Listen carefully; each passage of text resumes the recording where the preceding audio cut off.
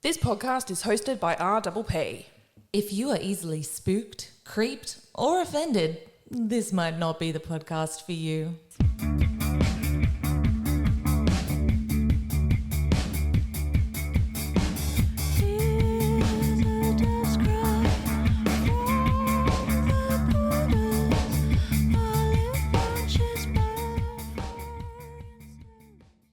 Welcome back, Fridgies. We are here to talk about week 6 of the mushroom case. God knows it's not going to be the last week.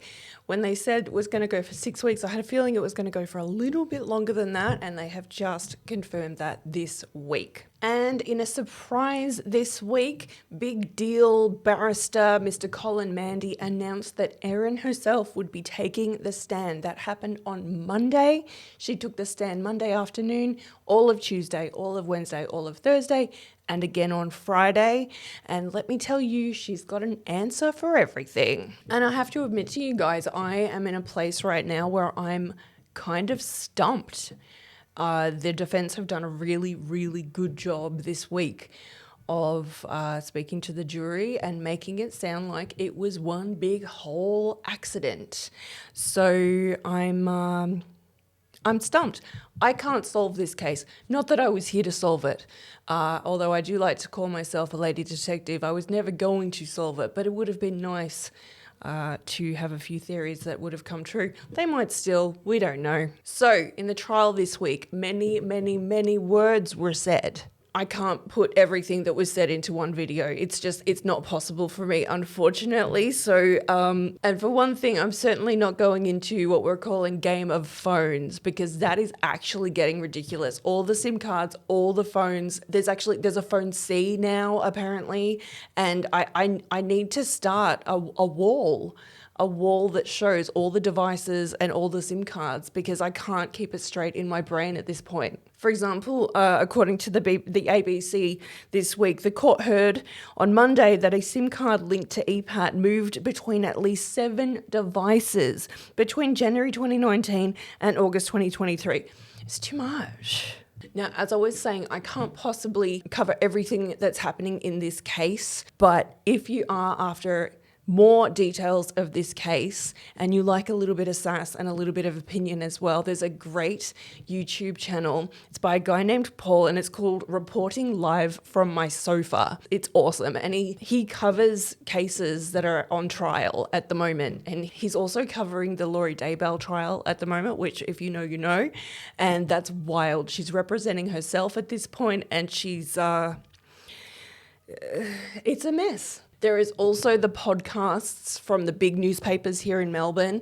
There's the Mushroom Daily and also the Mushroom Cook. I can't remember exactly. The Mushroom Cook, I believe, is from the Herald Sun, and I think the Mushroom Daily is from the ABC. They're really good as well. So on Monday afternoon, quite late in the day, around 3 o'clock or so, EPAT took the stand. And if you're asking, well, what happened on the rest of Monday? Nobody cares anymore. Nobody remembers what happened on Monday.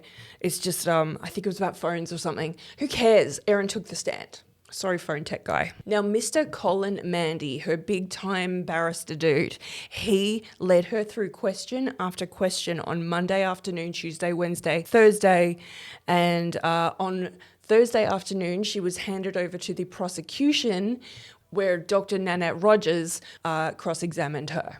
And I heard on the Mushroom Daily podcast that she got out of her seat to cross-examine EPAT before Mr. Mandy had even sat down from his questioning. She was on fire. She wanted to get up there and she wanted to get this cross-examination done. So in Erin's testimony, she admitted to lying in many different capacities, including that she had not had any biopsies done in June of 2023, as she had told Gail that she had. Also, it's worth noting, although I didn't see videos of what happened in court, although another YouTuber did write to me to brag that he was watching the live stream, she came across to me as a smart lady. She's obviously articulate. She's not an idiot. That was one of the reasons why I came to the end of Thursday just feeling really confused and questioning my own theories on the case. And one of the things that Erin said was that she doesn't own any grey plates. Now, remember they talked about everybody at the lunch having grey plates and she ate from a small tan plate? Well, she says she doesn't own any grey plates. And that conflicts with the testimony of survivor Ian Wilkinson. Now, both he and his wife Heather said that at the lunch, everybody had grey plates and she had a small tan plate, and that Heather found this very, very strange. She actually brought it up several times when she was ill and in the car on the way to hospital. Now, of course, Heather is now unavailable as a key witness because she passed away as a result of that lunch. Erin also mentioned that, quote, I had felt for some months that my relationship with the wider Patterson family, particularly Don and Gail, a bit more distance or space between us. And she said that she had, quote, concerns that Simon didn't want her involved with his family anymore, which is fair enough. As I've said before, she's his ex. He probably needs some space from her. He needs to move on. She probably needs to move on. Now, Epat also said another interesting thing, that when they got married back in, I think they got married in 2006 or 2007, her parents didn't come to the wedding because they were traveling. And she said, quote, that they were in Russia on a train. It's just weird she doesn't talk about her family a lot.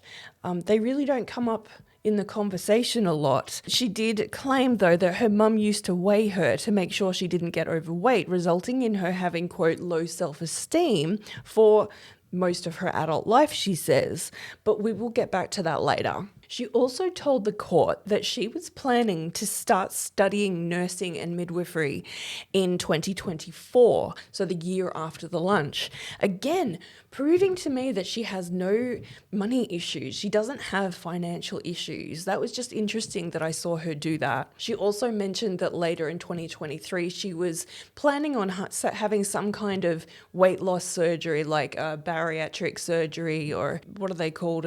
Those bands, the weight loss bands or something that they put around your stomach. She was planning to have some sort of surgery along those lines. She talked in her testimony about that beef Wellington recipe and how she wanted to make individual beef Wellingtons and that she had to adapt the recipe accordingly from the usual log. It's normally a big log and you cut it into pieces, but she wanted to make individual ones, which you have to ask why. Why didn't you just follow the recipe? I mean, it's fine. She said, quote, as I was cooking it down, I tasted it a few times and it seemed a little bland to me. So I decided to put in the dried mushrooms that I'd bought from the grocer that I still had in the pantry. She went on to say, now I think there was a possibility that there were foraged ones in there as well. I was starting to think, what if they'd gone in the container with the Chinese mushrooms? Maybe that happened, unquote. So she is conceding that foraged mushrooms were in her pantry in some capacity. She said also that she wanted Simon to feel, quote, a little bit bad about cancelling at the last minute after he would have known that I'd done a lot of preparation. But she also admitted that she hadn't really done the many hours of preparation that she told him that she had in that angry text back when she said, I still expect to see you there. She also admitted to lying to police about never owning a dehydrator and about never dehydrating food as well. She also went on to say that she had not just dehydrated mushrooms, she had tried it out with apples, bananas, a few different types of fruit as well. And that she was kind of experimenting. She didn't always get it right, she said. Sometimes, it took a little bit of practice. She also addressed getting rid of the dehydrator. She said, quote, I had disposed of it a few days earlier in the context of thinking that maybe mushrooms that I'd foraged for the meal I'd prepared was responsible for making people sick. And that it was a, quote, stupid knee-jerk reaction to just dig deeper and keep lying. I was just scared, but I shouldn't have done it, unquote. Well, that's fair enough if it's true. I can see where she's coming from. But I still have a lot of questions, namely those leftovers, why she gave them to the kids.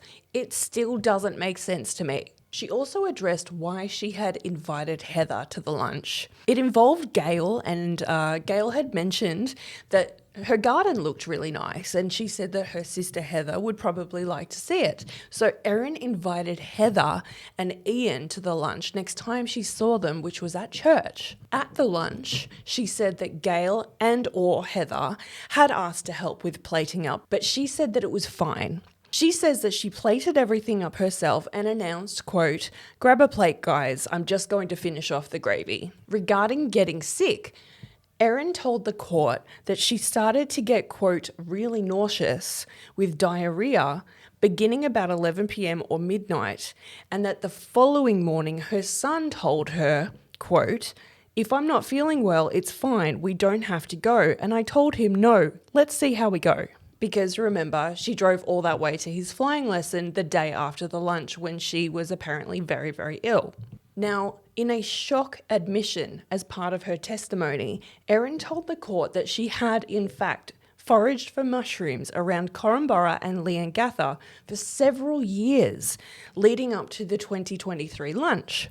She said that she would forage in the Korumburra Botanic Gardens, also around her Leongatha property, the rail trail leading in and out of the town, and at a block of land that she owned. She actually has videos on her phone of her foraging going back to something, I think it was April of 2020.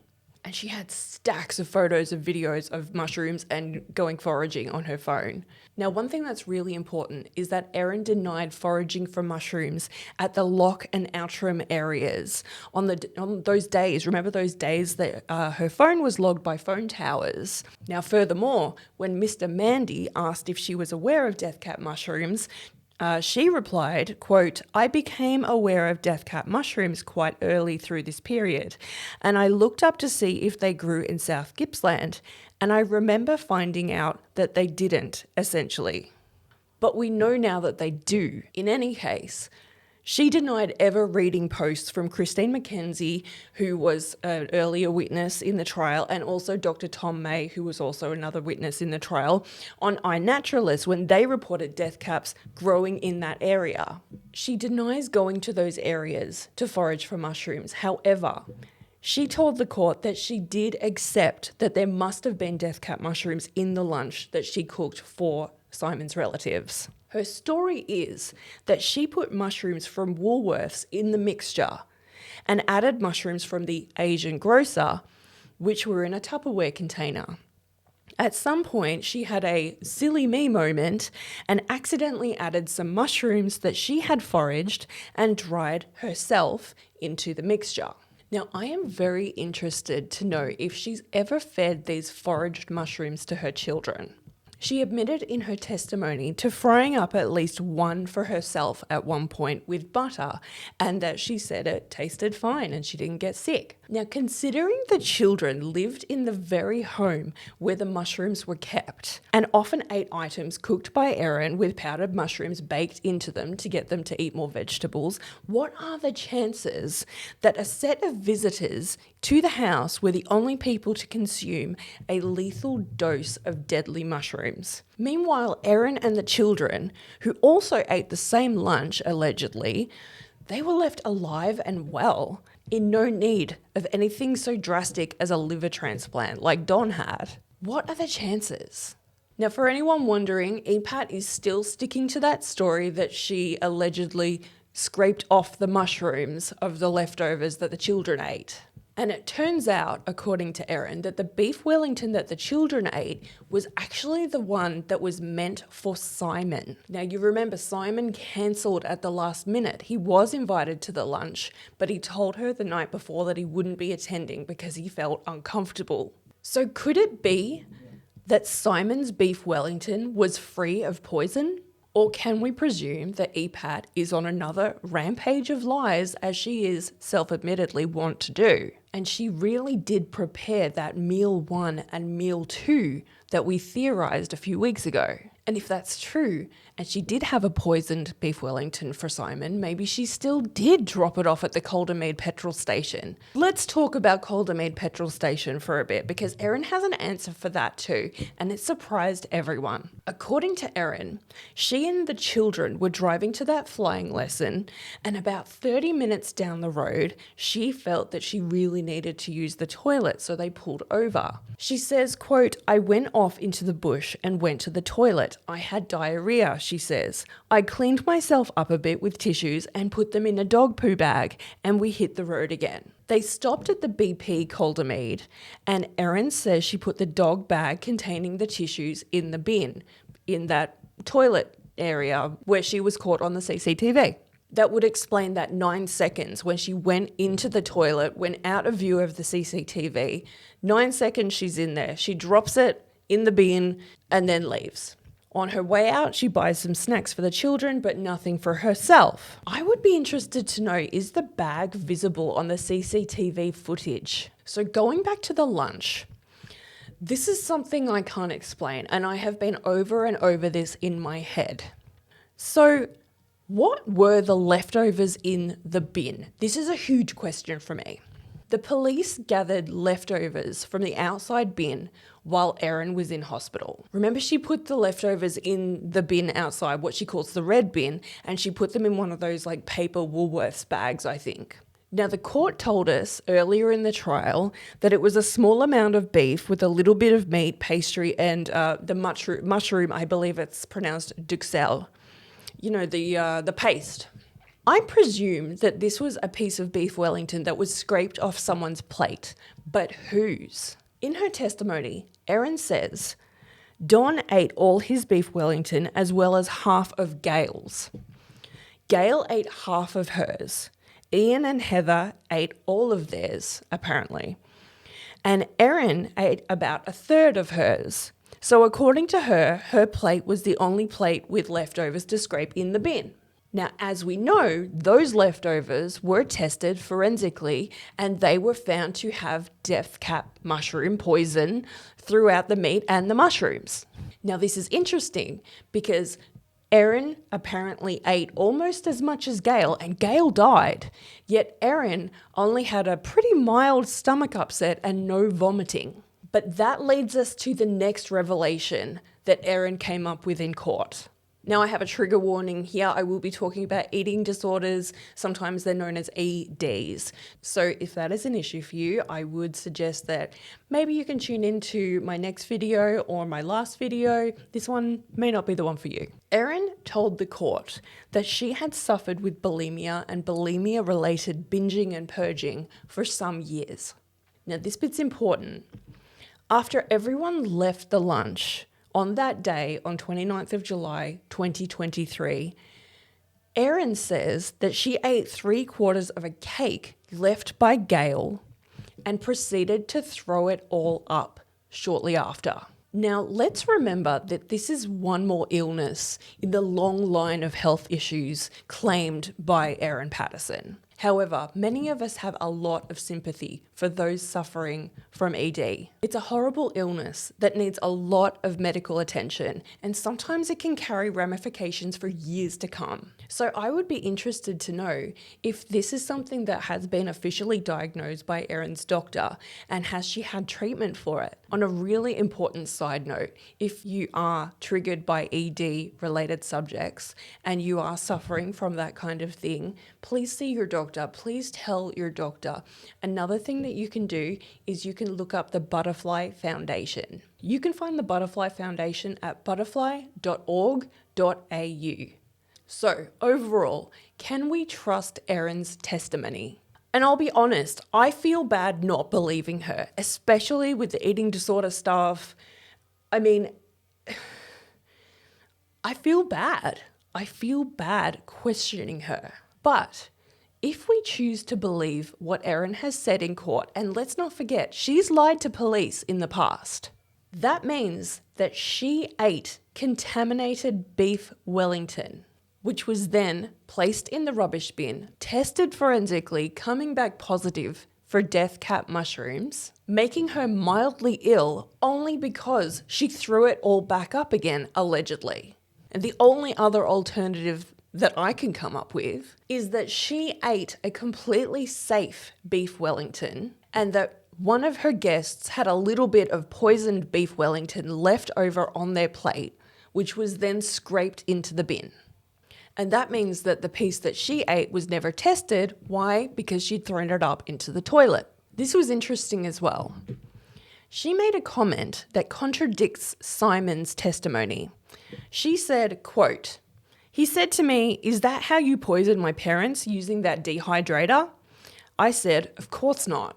Now let's remember that Simon Patterson, when he took the stand, was asked that same question. Did he ask Erin if she'd poisoned his parents? And he said no, he never asked her that question. He never made that allegation. So we're getting into this he said, she said territory. This could be indicative of what their relationship is like overall. Maybe that's how their toxic relationship just works. He says something, she has to have the last word. She says something, he contradicts it. Maybe that's just what they've always been like. So all of this, it was a lot. A lot came out this week. And for those of you that are wondering, I'm wondering too, why didn't she proudly proclaim to her lunch guests that she had foraged for the mushrooms for the lunch herself? And the answer is because she allegedly can't remember putting foraged mushrooms in there. So according to Erin's story, the only mushrooms that were in the dish were Woolworths and Asian grocer mushrooms. It seems weird to me that she wouldn't have labelled items in her pantry. She seems like a smart, switched-on lady to me. She doesn't seem like a major scatterbrain. She seems like someone that would be quite organised. So for her to accidentally put foraged mushrooms in this dish, for me, it seems a little bit strange. But is the defence trying to get us to believe that she is a scatterbrain, that she is maybe not that smart?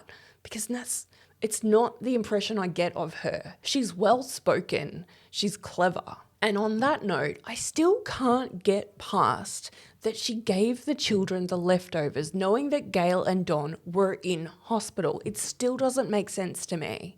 And the fact that kids are smaller than adults, they could have potentially got extremely ill.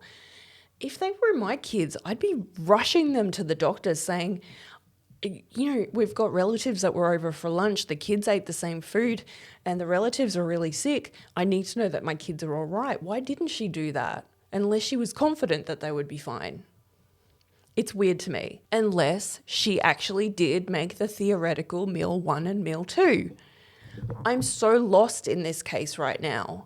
I don't know what to think because she told Dr. Rogers that all of the mushrooms for that Duxelle or whatever it's called were made up in one batch. Now, as I was saying before, the judge did explain to the court that this case won't be wrapping up this week as they previously thought. It'll probably go on for another 1, if not 2 weeks. Now, I'm going overseas to Bali next week. I'm really looking forward to it. I'm going to spend some time with my husband and I'm going to try to not work. So I think when I get back, unless I do... I might do a really informal video from Bali, but I'm not entirely sure. But in any case, when I get back, I will do a video talking about everything that's happened since today, amalgamating the 2 weeks. And so, Fridgies, after reading or listening to this week's testimonies, you might be feeling, like myself, that we have come to a sort of impasse. And betwixt this rock and hard place, we are forced to ask ourselves, which of 2 things is Erin Patterson? At best, is she a single mother, plagued with self-doubt? A woman who dug a hole of lies so deep that she couldn't get out? Or at worst, is she a diabolical manipulator capable of homicide? In which case, could that make Erin Patterson Australia's worst ex? Where are you at in this case? Has your opinion of Erin Patterson's innocence or guilt changed between now and the beginning of the trial? Because I know I have flip-flopped. I went from thinking she was innocent to guilty to innocent to guilty. I'm really, really lost at this point, and I really feel for the jury because they've got a hell of a job ahead of them. It'll be really interesting to see how long they deliberate for. Until next time, Fridgies, you know how it goes. Be creepy, but don't be a creep.